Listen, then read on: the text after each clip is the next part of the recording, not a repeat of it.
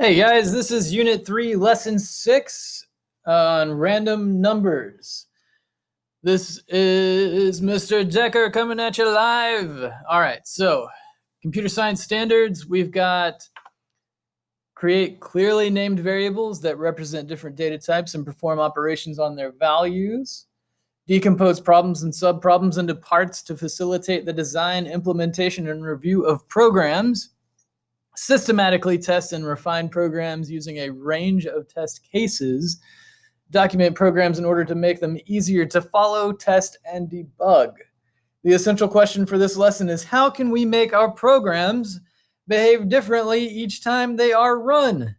And we're going to do that a lot today. We're going to be running stuff over and over and over again, and every time we do it, we want a different result.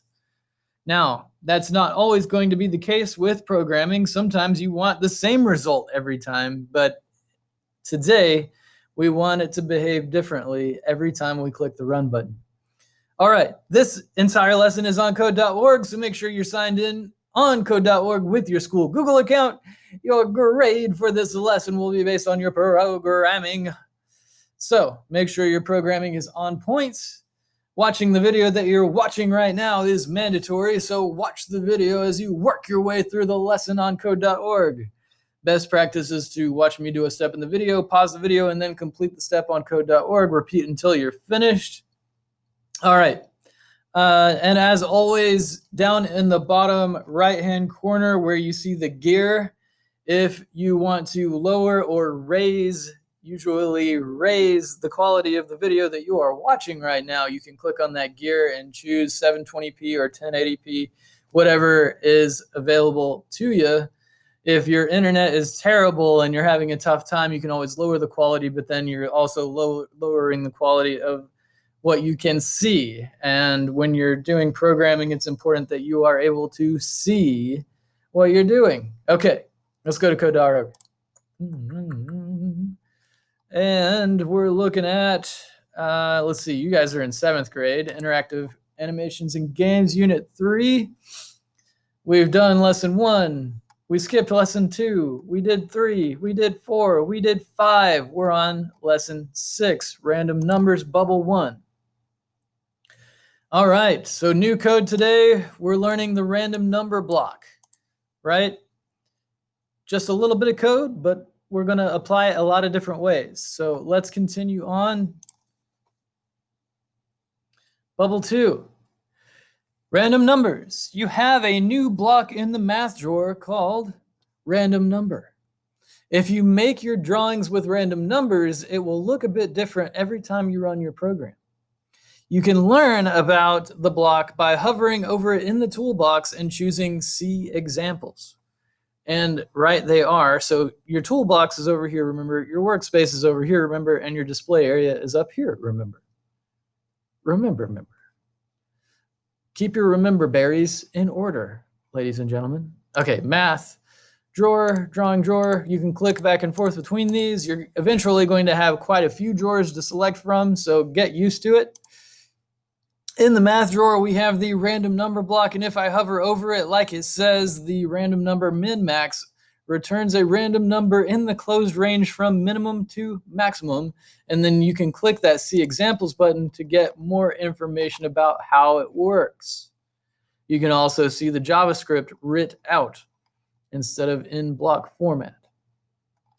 So if you are a nerd like I am and you like to read about what you're doing, then you can head over there. And of course, every block has this, so you can learn more about it and become the computer science wizard you were born to be. Okay, into the math drawer like it wants us to. And what does it want us to do again? I'm getting carried away. So you can learn about the block by hovering over it. And then, okay, do this. It was hiding from me. Okay. Run the program several times to see how it works. Okay. There's an orange ball on a salmon background, tomato background. Okay, fair enough. Running it over and over again. Okay, so as I do this, I'm noticing something. Are you noticing something, kids? Okay. what I'm noticing is that the ball, every time I run it, shows up at a different X position, but the Y position is static, meaning that the Y position is not changing. The Y position is up and down, X position is left and right. Let's show the grid for those of you in the peanut gallery that haven't been paying attention. Remember 0, 0, 400, 400, right? So Y, again, is up and down. And you can see my numbers changing down here as I move my cursor up here. See? And then the ball is just moving along X position. Okay, cool. Change the numbers inside random number and run the code again a few times to see what changes. Okay. All right, so let's change this to 200, which is the middle right cha, and 400 is the end over cha. And if I reset and run it, it's only going to appear on this side of the display area. It can't display itself over here at all because I told it that it can't by setting the parameters. Remember parameters, kids? About where it can exist. Cool. It works. All right, finish. Continue. Bubble 3. Action Jackson here. All right, random numbers. Here's the same sun from the last. Oh, we're calling it a sun now? Is that what we called it last time? No. I didn't know that it was a sun. You can't tell me that it's the same sun from last time. I didn't know that it was supposed to be a sun. I thought it was an orange ball. Okay, right now only the X coordinate is random, but you can make the Y coordinate random too. All right, so it changed my number back to what it was before. I can make the Y coordinate random, but if I change anything and you're just going to change it back, then why should I change anything in the first place? Okay, do this. Use random number for the ellipse's Y parameter. So the circle is drawn in a random Y position too. Okay, so X position, Y position. You can remind yourself of this by going over here, cheating with your eyes, and X position, Y position, width and height. So these two numbers out here are width and height. That's deciding how big the sun is, since we figured out that this is the sun now. Okay. So Y position, okay, I gotta focus. Okay. So let's change this to 0, 400. And what that's doing is it's telling the random number block, right? You can pull this out, throw it away, put it back in, wham, bam. All right. So the random number block is telling the X position that it can show up or be any number between 0 and 400. The random number block in Y position is telling the Y position that it can be any number between 0 and 400. And the computer just randomly selects it. It's like drawing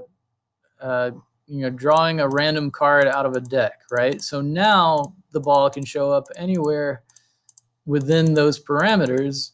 So X is going to be a random number and Y is going to be a random number, and there's the parameters that we gave it. Now, if I say that you need to show up within, let's say 150 and 250, 150, 250, right?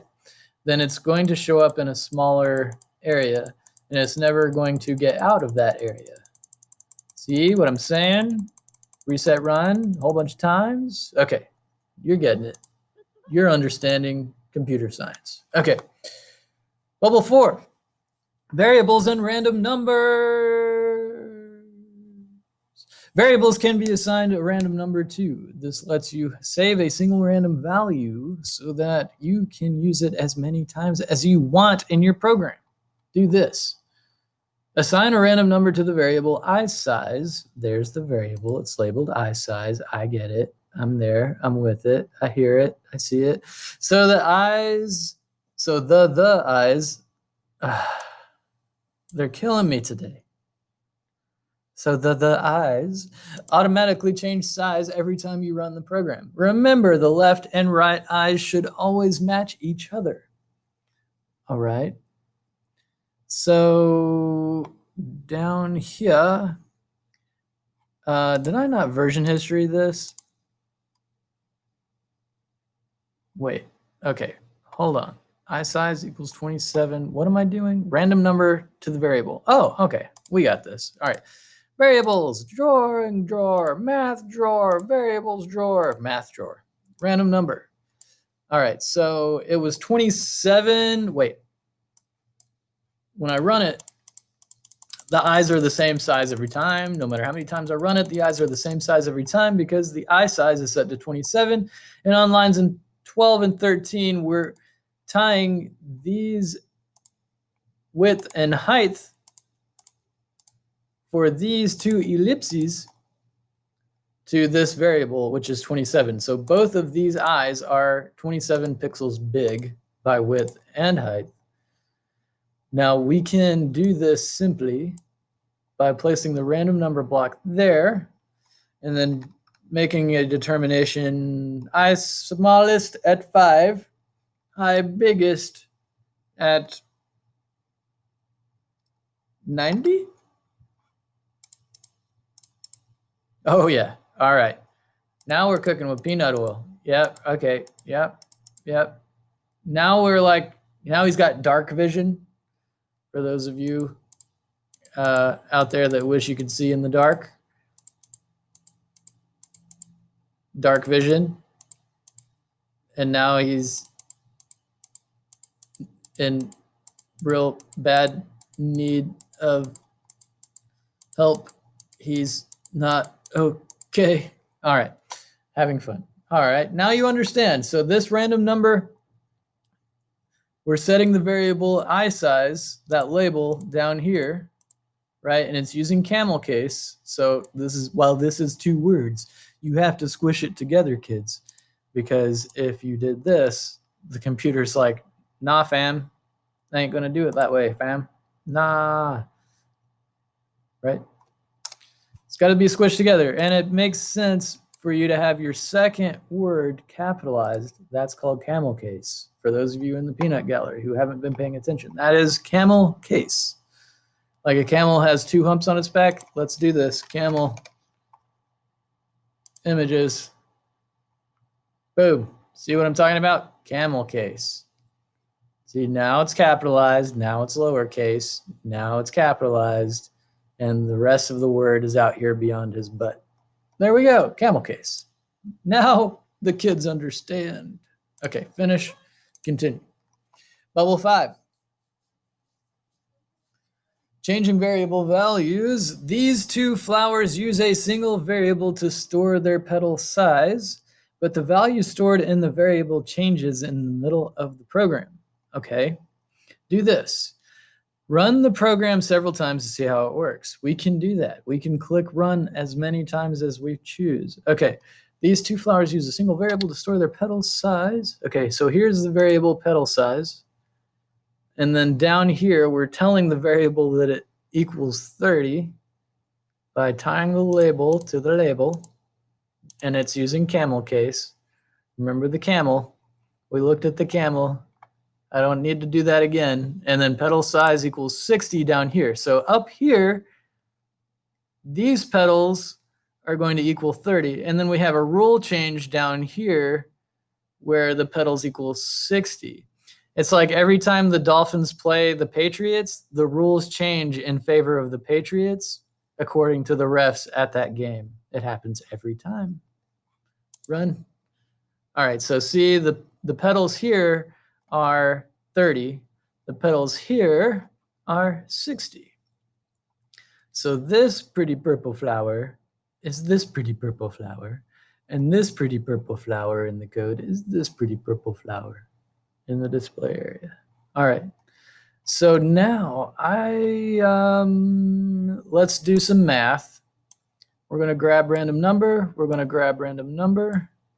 We're going to say between 30 and let's get wacky with it. 75. let's 15. It's just a baby flower. 15 and 75. So let's do it. So now every time I click run, the petals are a random size. It's still tied to the variable, but the variable is now tied to this random number block that we just put in there. So you get mixed results, right? You see what I'm talking about, kids? The kids understand. Kids understand the camel case. The kids understand the random numbers. All right. Practice with random numbers. Try out your new skills on these levels. Oh, we will. Modify the planets. We're going to modify planets. Terraforming. Let's go. Okay, sun. Planetary order. I need the shirt. Need the shirt, John. Okay. Modify the planets. You have learned how to randomize things, so it's time to put all the knowledge to use in this scene. Do this. Make this scene more fun. Give the planets random sizes so it's always changing. And for added fun, randomize their positions a little bit. Okay, we're going to randomize the size. All right, so we need to do this with these little arrows on the end of these, because right now all we have available to us, if you didn't do that, Control Z, right? If you didn't do that, if you didn't click on the arrow, then all you've got available to you is X and Y, which is the position. But we need to mess with the size, so click on the arrows, and then we're going to go in and grab the random number block, as you may have guessed, and we're going to put it there, and we're going to put it there, and we're going to put it there, and we're going to put it there, and we're going to put it there, and we're going to put it there. We're programming. Okay. And then we're going to choose some numbers. So right now they're probably like 50-50. So the sun, which is the yellow one is the sun. All right. The big yellow one is the sun, but right now it's a little yellow one. So we're going to make it bigger. Let's say between 150 and 175. And then these other ones. So let's check that. Oh, yeah. Now, okay. And then, and that's probably like more to scale. Okay. But let's make it so that our eyes can see what's happening between, let's say, 10 and 30. And let's say between 15 and 40. And then between 15 and 35. Between 35 and 55, and between 35 and 45. And then we run it. And this planet is way too close to the sun. Nobody's living there and nobody's happy. And nobody happy on that planet. Okay, and then it wanted us to do random positions. So we're messing with X only, not the Y, just the X. So random positions. Wait, 0, 80, 160, 240, 320, 400. So we need to scale these. Ding, ding, ding, ding. Random numbers everywhere. But only in the X position. Between 0 and 20. Between 50 and, or no, that's probably too close to the sun. All right. Let's do like 70, 100. 100, 130, 140 to 170, 170 to, you know what? I'm making these like really tight, aren't I? So let's start working a little bit differently. 140 to 170, 190 to 230, 270 to 310, 330 to 390. Let's see what we get. This guy's still burning up. So whatevskis. The sun's just big. It's just going to be big because it is big. All right, finish. I'm done.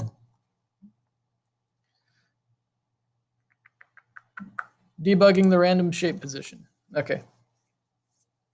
Debugging random shape movement. Right now, this program, let's run it a few times. Okay, it's kind of cool looking. All right. Right now in this program, each rectangle has its own random position. Can you make it so that the rectangles are always stacked on top of each other, but the entire stack is randomly positioned? Okay. Do this. Run this program to see how it works. We did that much. Use the variable x position to draw the bottom two rectangles at the same x position as the top pink rectangle. So the pink rectangle's x position is set.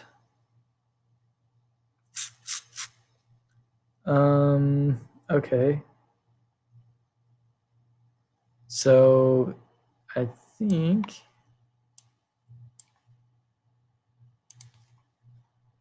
Control C, Control V, Control V, reset, run. There we go. That was pretty easy. But let's make Y be different. So let's go to the math drawer. I'm going to grab random number. Why you do this to me? And we'll say between, you know what? I don't know that that's going to work. No, it's not going to work. We're going to grab another variable because I want Y to change. I'm going to do Y position. Camel case. Random number drawer. And for this, we'll do between 50 and we don't want it to come off the screen. So let's say this is 150, 150. No, hold on. 250. Yeah. 50. Yeah. You said it run. Oh, because I didn't tie it. I didn't tie it to anything yet. Okay. Sure. Turn off the grid. Shush. Okay. Students and teachers, just a reminder, you were on the Google Meet. So teachers. And we're back. Sorry about the interruption. So Control C. And we're going to Control V it into the Y position for each of these. And I'm hoping this works. No. I just messed it up. All right. Control Z, all of that back out, and it works. The genius, Mr. Decker. Okay, finish. Continue. All right, practice with random numbers. We're done. Finish. Level 7, rainbow snake. Oh, okay, I like this. Rainbow snake. It's a snake, and it wiggles. All right. All right, this program draws a rainbow snake. To make the snake draw differently every time, you'll need to use random numbers. Do this. Run the program several times to see how the starter code works. We did it. And add at least 3 new different colored circles to your rainbow snake, like here, green, blue, purple. Use a random number to make the rest of the snake's body move up and down like the first 3. Challenge, can you make the size of some of the circles random too? Of course, of course. Okay, so fill, ellipse, fill, ellipse, fill, ellipse. All right, so now notice the pattern, 100, 140, 180, 220, so we're adding 40 each time, 260 to the X position, 300, and then the Y position is going to be the random number, and it's going to match that. So it's going to be 190 to 210 in each of these, 190 to 210, 190 to 210, 190 to 210, and then we want the size to be the same as the others, for now at least. Whoops. So width and height is both going to be 50 for everything. And then we need to set the color. So yellow, after yellow it's green. After green it is blue. After blue it is purple. So we're going to type purple. And that should make it a wiggly wiggly snake. Like the wiggly snake up here. And it said it wanted us to set random sizes, so we can do that we'll do that with just a couple of them. That's pretty simple stuff. So between 50 and 70, and between 50 and 85, let's say. And then, so you can see some of the shapes are kind of wonky because we only mess with the width. But if you want to keep it going, you can. Finish. Bubble 8 is a bunch of challenges, so let's go for it. Random RBG, randomize the colors of this rainbow. All right, so right now it's drawing a big old rainbow in the sky. You have learned how to randomize things, so it's time to put all the knowledge to use in this scene. Right now, all the colors in this scene are set using both RGB, sorry, red, green, blue, and random. Randomize the colors here. Okay. All right, so variables, drawing, groups, math. All right. So this is going to take a little bit of doing, but for each ellipse, which each of these is an ellipse, we're going to set the color to random. So it's going to take a lot of these. But one thing we can do is copy and paste. So let's do that. We'll do it between 20 and 255, 20, 255, 20, 255. We're going to go through here and we're going to trash all these fills.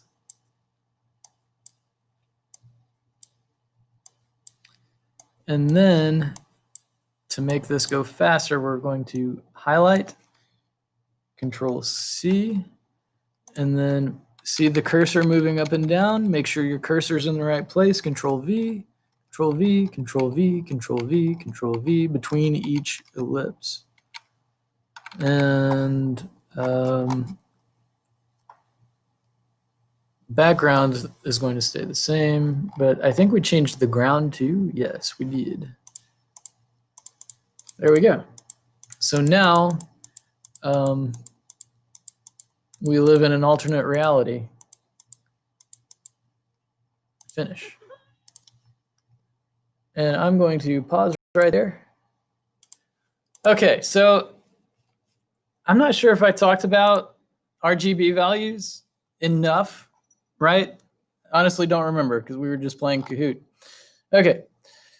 All right, so RGB, right? So red, green, blue. So when it's making a decision on what that color is going to be, it has 5. So the lower the number, the lower the value of that color. So 5 red, 55 green, 255 blue. So this is going to be a bluish, sorry, the background up here is going to be mostly blue because 255 is the highest number by a long shot, right? Now, if I change this to more red, right? If I say 150 red, right? Now it's more purple. So you kind of can play around with these numbers. Let's play with green.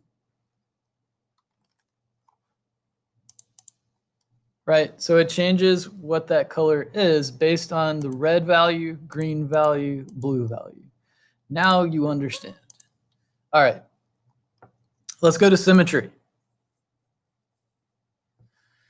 So for symmetry, you have learned how to randomize things, but what if you want two random shapes to be related in some way? Using a variable and experimenting with the math operations, plus, minus, multiplication, and divide, or multiply and divide, can let you create effects like symmetry in your work. Butterfly wing patterns are naturally symmetrical. This drawing's red spots are placed randomly, but the second spot is always the same distance from the right side of the screen as the first spot is from the left. Do this. Study how the red spots are drawn on lines 23 to 24 in the code. So right here, 23 and 24. Note how subtraction is used. So in the x value spot, we have 400 minus spot 1, and spot 1 is a random number between 90 and 155. So it's tying this variable to the x position down here, or this rule that we're setting, this math operator rule that we're setting.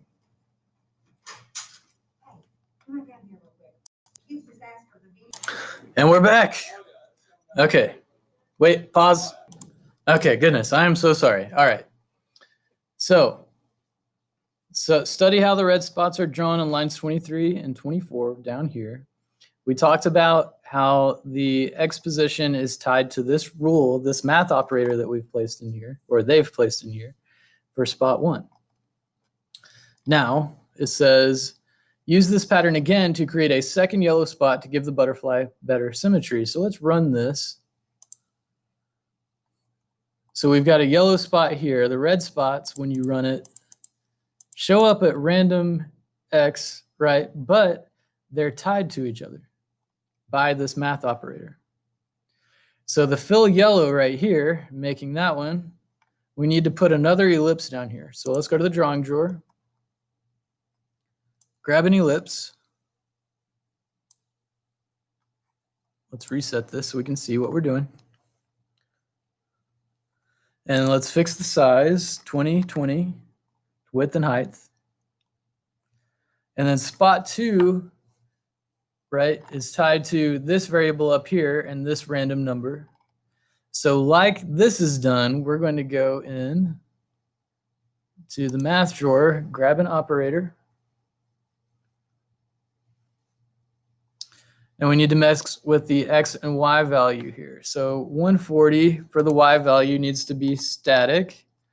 And the x value is what we're going to throw an operator into. So let's grab the minus operator.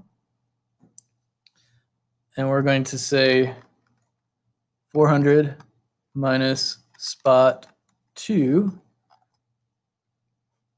Run it.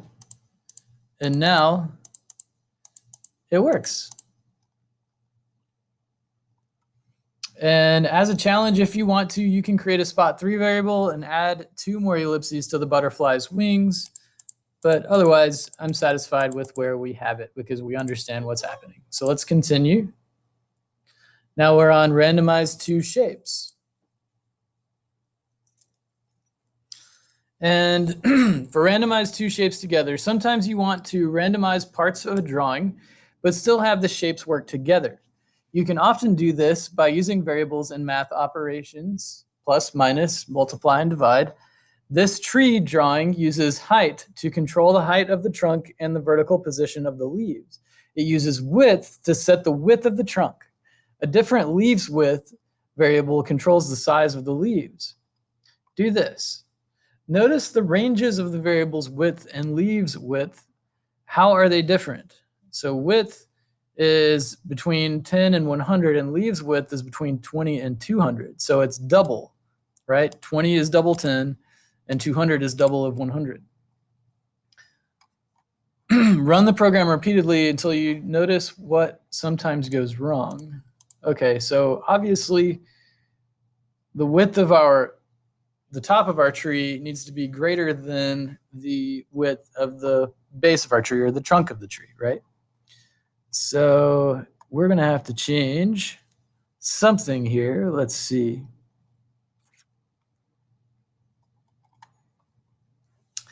I think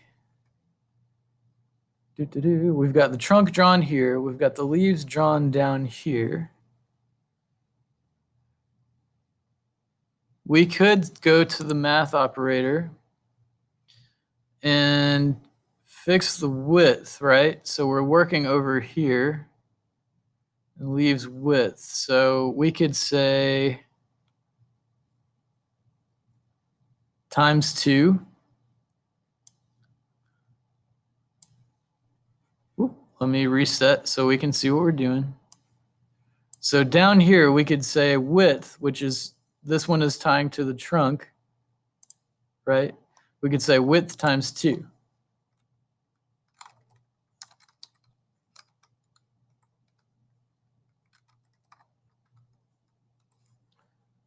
Run it. And now our leaves are always going to be twice the width of our trunk. And it looks a little better.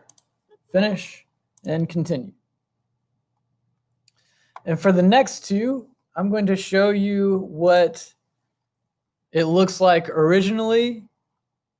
So, well, you'll see what it looks like originally because you'll have it pulled up on your screen. But this is what I've created. Whoo boy, right? So what I did is I took the random number block, which you find in the math drawer right here, and I threw it into every spot available. And I added a few things. So let me version history this and say start over. This is what you're looking at, right? When you go to this page. So I added a few things. I added stroke color and stroke weight. And I added random number blocks to those. I also added random number blocks to every single spot in here.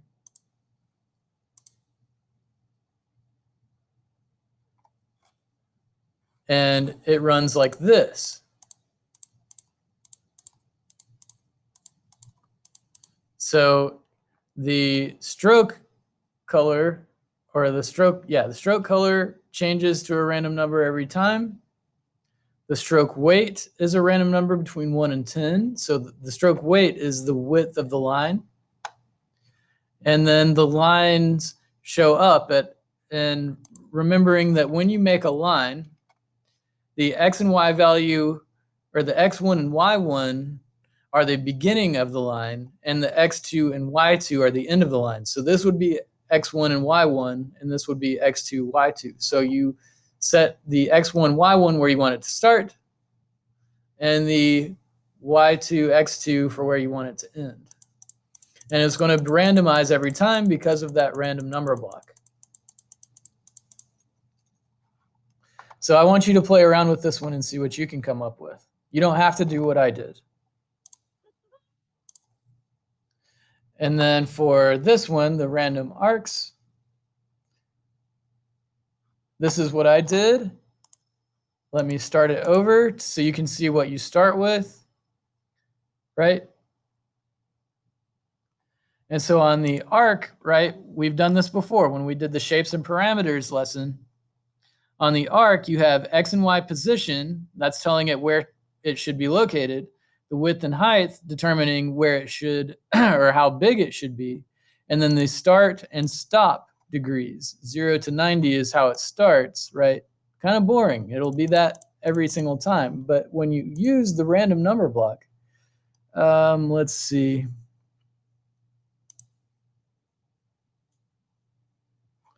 When you use the, which one do I want? This one? Nope. Maybe it's this one that I want. Yep, this is the one that I made. So the background is the RGB value, the red, green, blue. It's going to be between in a range, right? So the background's going to change colors every time. And then I'm filling the colors for the arcs as they get created. And then the X and Y position are going to be random between 25 and 375. And let's look at that again. The width and height are static to 100, 100. And then the starting of the arc is going to be static to 0. And then the end of the arc is going to be random numbers between 90 and 360. So now you can see you end up with a Pac-Man sometimes, right? You get different variations on the arc. And remember, if I did no stroke, it would get rid of that border. So there you go. That's that. That's this lesson. If you want to go into free play, you can, but we have done all of the random number activities. Click to finish. And we'll eventually get to the lesson on sprites, lesson number 7. That's it for this one, though.